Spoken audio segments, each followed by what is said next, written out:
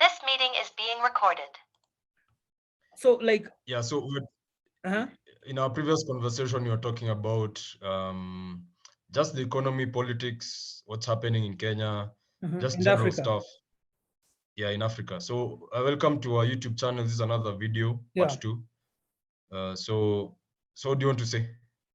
I'm just going by what you are saying, you know, like how we are saying monkey see, monkey do. We still have that, Yeah. you know, colonial. It's like a curse. It's like it's called falling in love with your captors. Yeah. What is it called? And there's nothing wrong about, you know, admiring people, because you are humans. You have to admire people. There's nothing wrong, because even if you see how, you know, China became what is now today, they first had to send a lot of people to America to study there, you know, learn, and then come back and build their country. And that's not bad, because the world is about helping each other. And you know, I find it funny, people keep saying that, you know, that China was poor 30 years ago, now it's a superpower. So even us, we can be like that. You know, that's one of the biggest lies that has been told in Africa, because China has always been a superpower, and we've confirmed this. You have thousands of years. Yeah, it's a 6,000 year old civilization, you know. So they've been in the game for 6,000 years. Like, most of the technologies that we use in the world today, most of them, China already had them at one point. You know, apart from the gunpowder and these other things that people know, you know, China was already studying astronomy, planets, ships, ships, maritime. Yeah, the most powerful navy was China. You remember when you saw a Christopher Columbus ship was very small compared to a Chinese ship. Yeah, you know, those dynasty. I'm forgetting his name, but the guy who built the most powerful navy in China. You know, one ship. You know, one of his ship was like 50 times the size of Christopher Columbus. I think his ship could carry thousands of men. You know, not just thousands like of men. Yeah. So China has always been a superpower. So it's just that they were colonized at some period. Sorry. Yeah, and you look at, because of having thousands of years of you know of experience in governing, you find that that's how they're able to now come up. You know, for example, if you look at Apple now manufactures in China. The reason why Chinese are able to manufacture everything in the world, it's because they had that governance since a very long time. They appreciated their people. Their people were their source of, you know, pride and value. But if you look at us in Africa, we don't really use the resource that is called people. You know, we view people as a burden rather than as a resource. And if you think about it, the education system in Kenya, it's still the same education system, even if they've changed these few things that they did recently for grades, for grade 1 and grade 2. I think we are still really underutilized, because we saw statistics showing that people who graduate, there were very few. It's like 1% of the population or something like that. So everyone just goes into, you know, lottery economy. They just, you know, pata potea, but they bahatisha. They just play it on chance. They play it on, will I make money today or not? It's pure chance. And you know, there's not enough civilization, not enough industries being created by people, because we don't have that history of governance. We still, you know, politicians, still robbery, there's still money getting lost, all those types of things. And it's because our governance is not mature. It's still early stages. Can you see me? Until that happens. Yeah, until we mature, that's when Kenya will now start looking into. Can you see me? I'm hanged. Oh, you've hanged. Yeah, okay. No, you're okay. No, I'm good. Sorry. Yeah. But I get what you mean. You know, like the fact that we are not putting thought into, we are going more for the end product than looking at, because the solution is not manufacturing, it's governance and bringing people, you know, together to do, you know, to do something collective. And you know, the lie we are being told and peddled is, you know, even China was like that, you know, even countries like Singapore. And I know the Pan-Africanists will come at us and try to say even Africa had its own culture, but it wasn't as cohesive and and It very wasn't organized mature. as Yeah, yeah, you know, guys like, you know, yeah, the Chinese were like on another level. You read their history, yeah, you know, yeah. they built the Great Wall. Yeah. You know? And if you look at our environment, like we're having this discussion whereby we're saying our environment is always sunny. You know, there's no snow, there's no winter. It's like one It season the doesn't whole year, allow us to every think year. outside the box. We are very comfortable. It doesn't allow us to challenge ourselves. Because Mhm. if you think about every other civilization, Mhm. America, Europe, and China, and Asia, they had snow, they had fall. So they always had to prepare for Earthquakes, winter. you know? Because earthquakes, you know, Yeah. Japan has earthquakes all the time. So the fact that they have to prepare, you know, it started maybe in the times of maybe if you look at maybe China, the times before Jesus, you know, they had to prepare for winter, Mhm. and winter they had to farm enough food to last them 4 months, the whole population. So in that preparation of always thinking about the future, you know, it's It always becomes in my mind. genetic, you I know, you know pass it down and it down. becomes even genetic, Mhm. and you look at how they maneuvered. Now they did so much preparation. They started making tools like that predict the weather, Mhm. which comes to like something like a computer. They Mhm. built tools like, you know, storing food for 5 months. They built things like fridges. You know, Mhm. it's like a constant evolution of things that were there, but Mhm.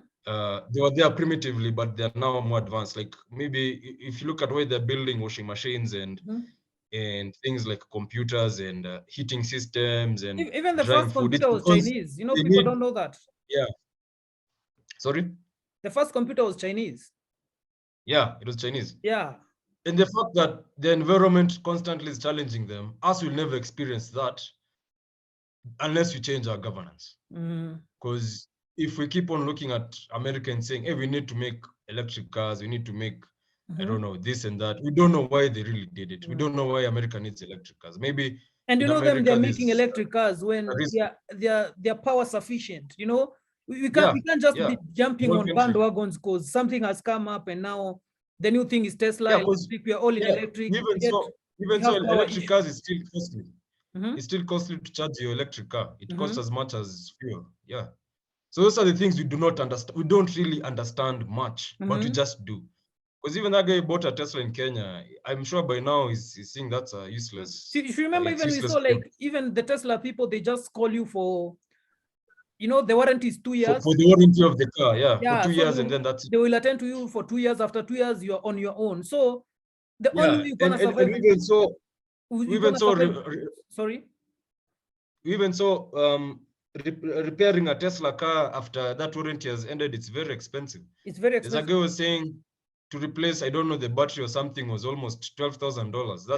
That's more than 10% of the car And you know, costs. he lives where Teslas are made and he's having it hard Yeah, to fix the Tesla. So and even if it's hard for him, yeah. So yeah, and yeah, we don't have that kind of capability. And me, I yeah, have nothing against guys who have Teslas, but at the end of the day, I think we are playing catch up.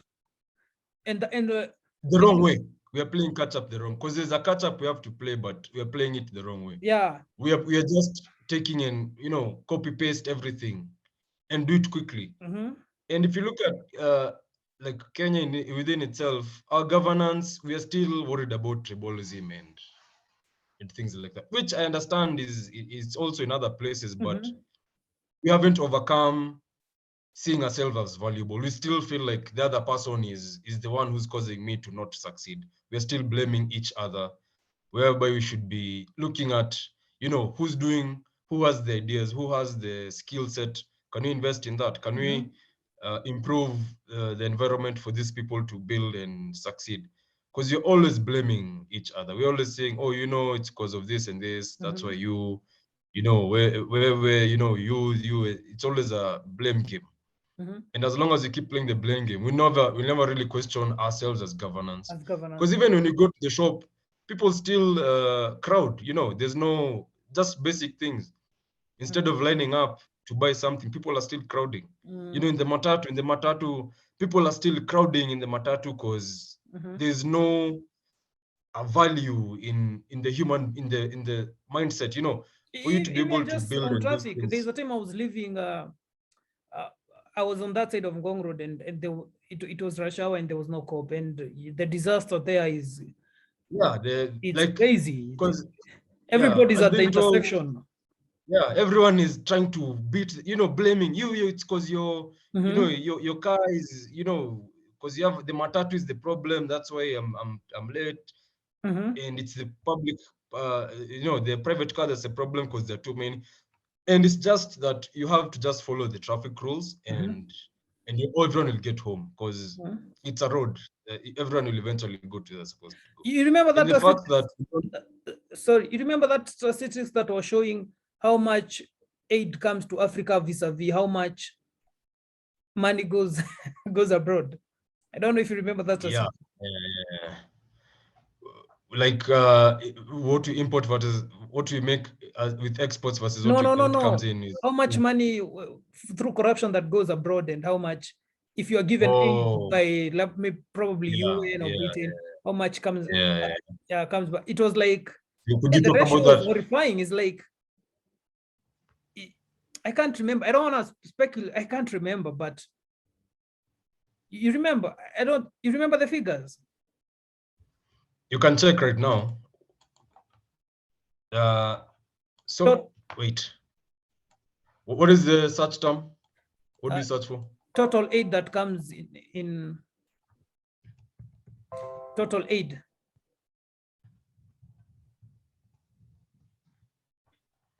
According to Google, the 3 billion per year is significant given Kenya's total aid, the whole of Africa.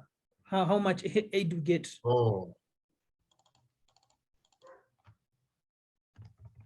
So here they're saying in Kenya it's $49 billion. The total that comes to Africa is 49 billion per year in 2019. Yeah, in 2019. And then you can look how much money leaves through by corrupt means. They have the whole of Africa. It's some crazy figures. It doesn't even make sense. And if that money was here, it could have done a lot. Yeah, I don't know. I think maybe we saw that on Twitter. I think we should start saving those tweets so you can be talking about them. I'm not finding any significant number. How much money?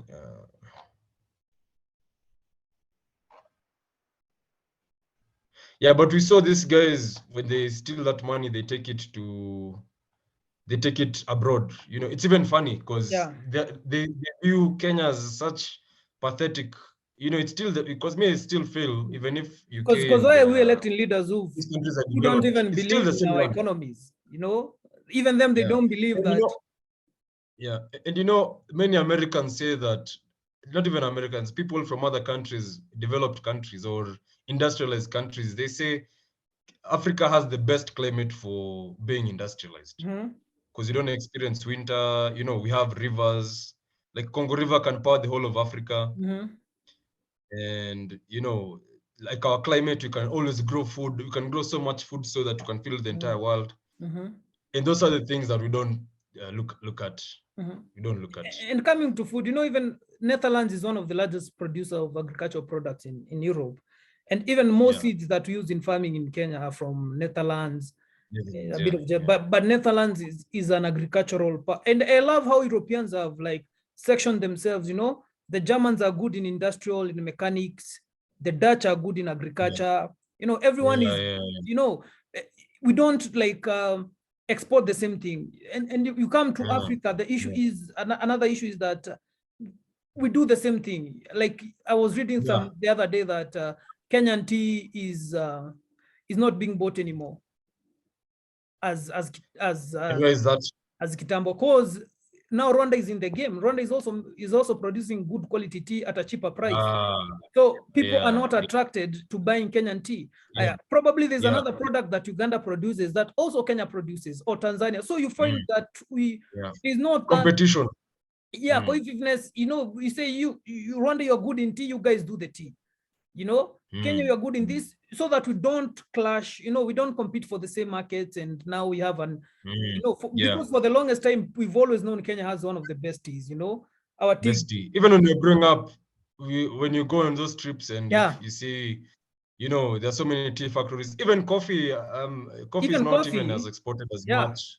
And that used to be a powerhouse. Tea to our tea goes to Japan, Iran, you know, like We Europe, actually used to be the best quality tea, I think, in the world. in the world. At some point. But now you see Rwanda is in the game, and you know, now I don't have an issue. I'm just having an issue with, we need like a strategic plan also, as even if you want to form this East African community. And you also need to look, where are we doing? That's another question. Why are we forming an East African community? Why are we forming an East African community because white people or because you have the European community? No, if that's the case, then you're forming it for the wrong reason. Because if you look at how the EU was formed, there was need for that integration, heavy need. And it started as guys. It was formed after the war. No. It formed. The European Commission was formed after the war, but before that, there was some kind of European Union. We find that Germany was importing coal, I don't know from where, and Britain was importing. So at that time, it was interdependence. Yeah, it was in the late 1800s. So they decided, since as we want these materials, we start, because these things first start by trading. We start trading, then they start with each other. Economy, and now we say let's integrate politically now. So, but as we find that even trading, we haven't come to an agreement who should do this with this. Are we forming an East African community because the Europeans have theirs? And that's why you see even the African Union, it's still like it's not cohesive. It doesn't do anything. Just there.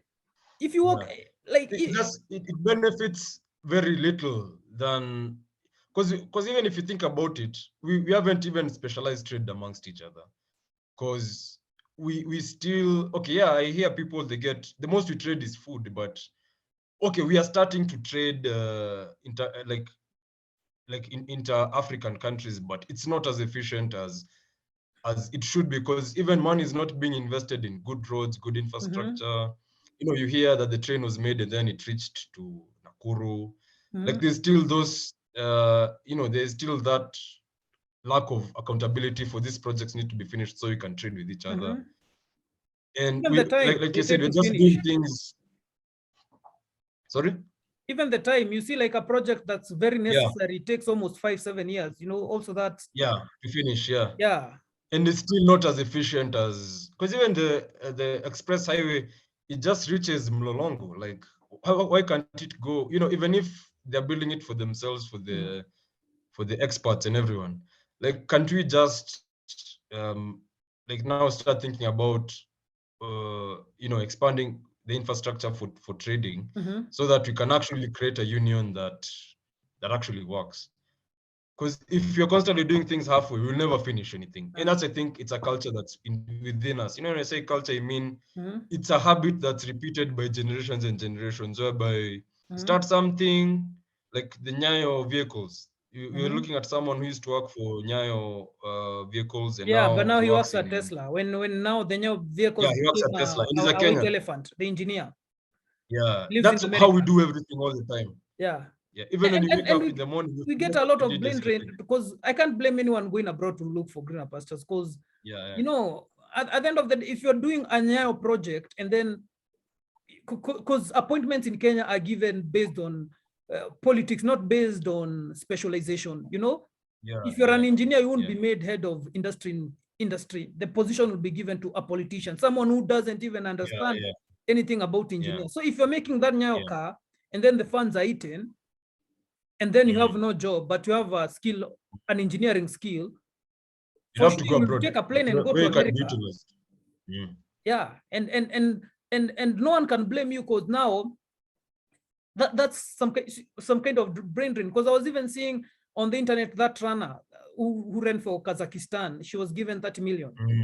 And people were like, even me, I'm not, there's no even that urgency of patriotism, because even the politicians themselves are not patriotic. Because if you're stealing money and hiding it in Britain and other places, that means also you don't care.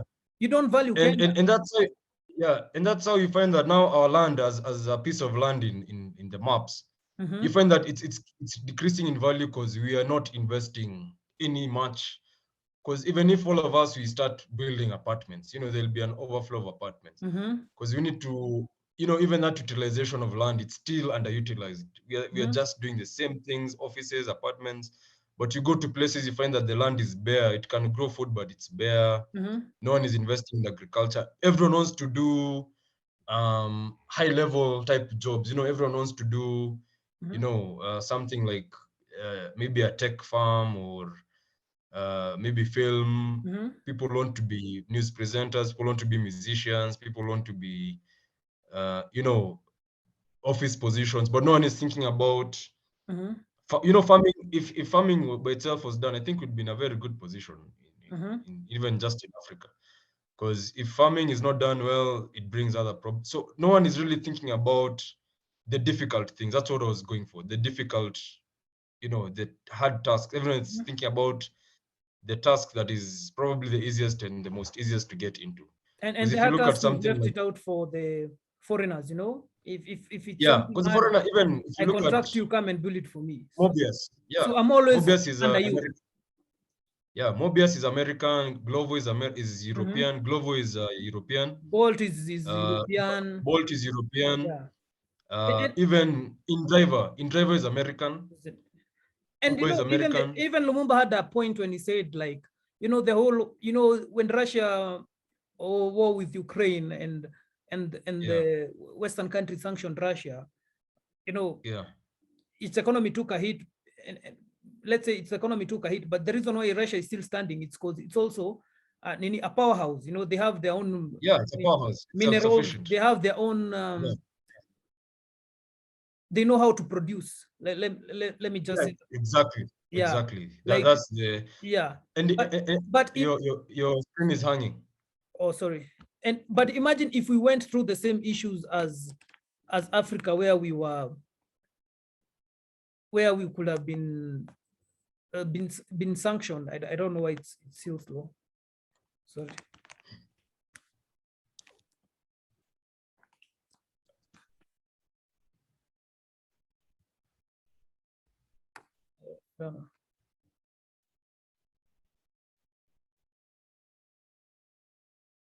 Why is it? It's your phone. I think it's your phone.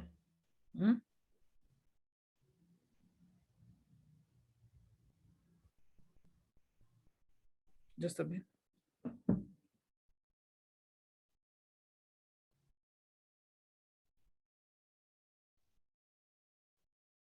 Is everything all right? No, it's okay. Yeah. So they were saying if Africa went through the same issue and we were also sanctioned, then especially like a country, for example, Lumumba was saying like a country like Kenya, I don't think we could have survived the sanction because would have survived because you don't know how to produce, like you said. Yeah, because most companies are like foreign. Apart from the government of Kenya, everyone works for foreign companies. What do you even you as Kenyans, me, when I work outside, what do people mostly produce? You just produce middlemen. People who buy and sell again. Someone who buys and sells it. We never produce producers. And if you look at producing in itself, for example, even farming, it takes a couple of years for you to get the hang of farming. It takes a couple of years for you to be good at engineering. It takes years, to be masters. It takes years, and those are the things we don't tackle. Because if you look at most people, they get degrees in engineering, they don't even use it. Everyone right now, every young person right now is doing content creation. How are we going to survive? Okay, I'm not generalized. Let me not generalize that, but I'm saying most young people who are in the lead, like are content creators, or they're in the media, or they're musicians, or they're entertainers, or that kind of thing. You never hear young people, meteoric successes of young people being producers. You hear, even if they're successful, you hear they're mostly like buying and selling.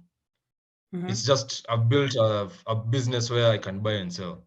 And if you look at most factories, they don't produce enough. And I think on the level of factories, maybe the government doesn't allow people to build factories like for unga and things like that. Maybe they're not allowed.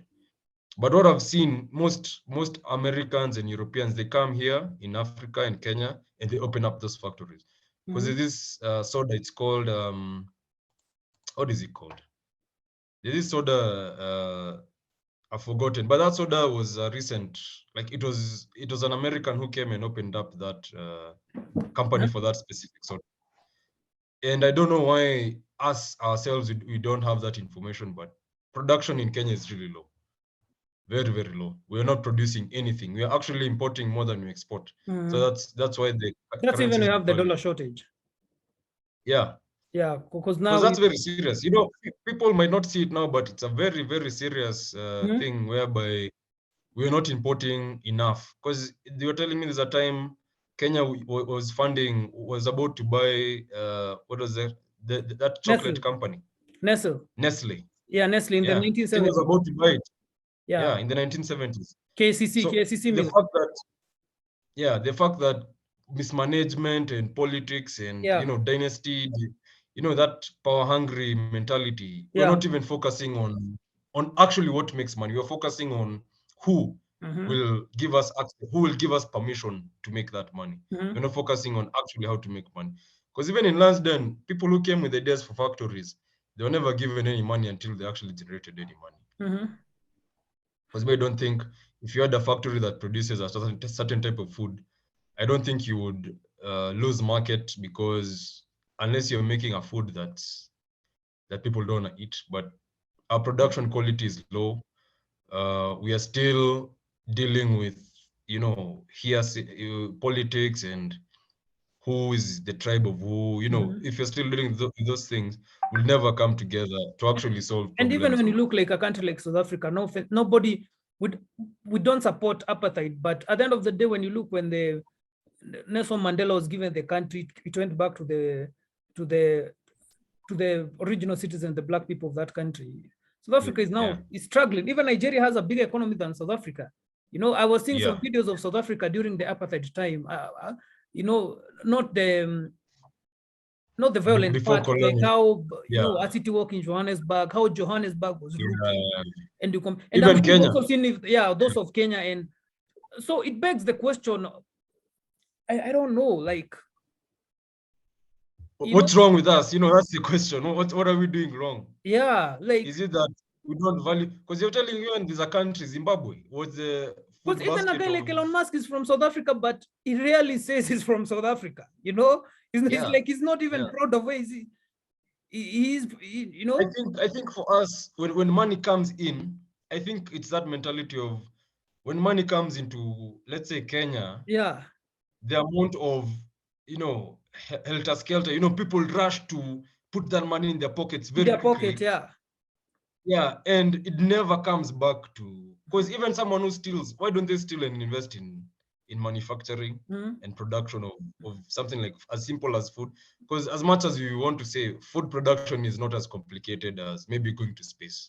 And the funny thing, we are all in the same bucket. Even countries that brag they weren't colonized. Because I have no issue if you Ethiopia and Liberia, when they say, we aren't, okay, that's a bragging game. But if we're in the same boat with us, then you can't be telling people, even us, we aren't colonized. It doesn't. You can't brag about that. Because I thought the reason people say us, we aren't colonized, we are sufficient. They could be way ahead of us. But if they're still way ahead of us, hunger, a country like Liberia, when it had the Ebola issue, Ethiopia so it seems that somehow we're in the same basket, I think we still, it's that thing of we still are waiting for white people to come and tell us, hey, you have land like me. We're waiting for their approval. Even if, because us, we want to produce Tesla right now. We don't want to start with wheel and horse, and then we go to the basic combustion one cylinder engine, and then we go to 2-cylinder. We don't want to take that process. As you want to immediately move into the lead, and you can't do that unless you follow a certain system. And that will always start with learning how to produce something like food, and then that's how you can now start producing maybe tools and things like that. But as long as you're just constantly playing catch up and saying, oh, we're not like this because of this person or this person, we'll never succeed, because our resources are our people, and we don't even use it. And the other countries see people as a resource. African leadership sees their people as a threat. That's as a threat, a burden. Yeah, like a burden and like a threat. We are not. And going back to like how harsh climate made this other civilization, harsh environment and climate made this other civilization. Even when you look in Africa, like the Egyptians, it's because they were around a desert. They're in a harsh climate. They're in a harsh climate. Yeah, if you go back to Mesopotamia, it's somehow the same kind of environment of harshness that brought about that ingenuity. Yeah, so I think us is just we are lazy. We don't want to tackle the real issues. We don't want really to be, because if people are not studying, how to be producers and actually applying that knowledge and following it up, it means we're always going to be like this. We're always going to have the same. You go outside, it's the same people selling the same things, the same lifestyle. Nothing ever changes, and that I think it's never going to change unless people now start looking and saying that we're actually we're in a bad place, and we're not in a good place at all as Africa. We're still in a bad place. Even in Kenya, we're in a bad place. And until people start taking responsibility and actually doing the hard things, that's when we'll take control. But as long as we wait for, everyone is waiting for working for a white man, saying that's the best jobs. Everyone is waiting for working for Google. People want to work for Facebook. But people don't want to come and do the same things, because if you think about it, if you can make a washing machine, why do you have to wait for work for LG? Why don't you just make a washing machine and just stick to that? It's because even if you make a washing machine and you present it to people will feel like that is so, like, people are not impressed with their own people. But if a white man makes a washing machine, people are more impressed. So it means the white man has communicated his agenda to us so much so that we don't even believe in ourselves. And if someone tries to outdo, we always say, oh, you don't have. But can you really blame them? Because me, I don't know. But it's not even blame. It's not a blame. It's a mind. I'm blaming us for having that mindset of waiting for the white man, because that's a mindset you see even if you go right now to somewhere like Westlands and places like Kilimani. It's still we're still following the white man too much, and it's a mentality we have. It's not their fault as white people. They don't have a problem. Like, it's not that, but it's our fault. We are constantly like putting our hands like this for them. We want them to come, and I don't know. It's like a white complex thing that Africans have. We're just waiting for the white man. Not meaning white. We're just waiting for the more developed countries and their citizens to come here and work for them, because that's what people want. But no one wants to start maybe to start a small business and maybe produce something. No one is looking towards that. People are just looking mostly towards buying what the most developed countries have and selling it within their environment. Which is because if you look at everything we're using, it's all from maybe China or America or Europe. So I think as long as that is happening, we'll keep on. The complaints will never end. We'll always say, oh, it's because of the government, it's because of the government. But it's ourselves to blame. Because if you don't, like with this conversation you're having, we need to have more and more in these conversations, because people need to know it's not the government's fault. It's not whoever is elected as president. That's not their fault. It's our fault as individuals. So it's you have to change yourself on an individual level to change other people on a broader perspective. Because if your mindset is waiting for things to change, you're never gonna move forward. You need to change things yourself. You need to change your own environment. Okay, so I think we're gonna leave it there, and then thank you guys. You can subscribe and like and share. We'll be doing more of this, and we hope you engage also. And guys, don't mind us if you're not very articulate. We are still improving. And we'll keep on making better videos and coming up with better topics. Okay, bye guys.